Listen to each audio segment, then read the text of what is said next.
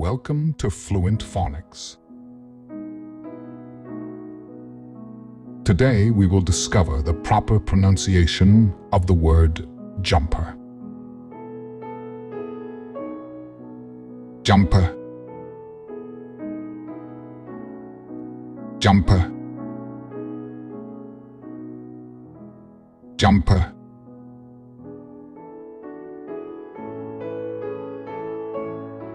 Here's an example of how one might use it in a sentence. I wore a cozy jumper to stay warm on the chilly autumn morning.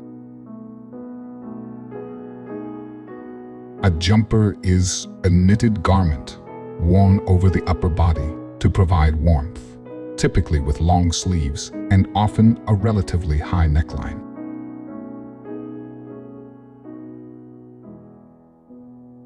Thank you for your time. If you enjoyed this, please like and subscribe for further content.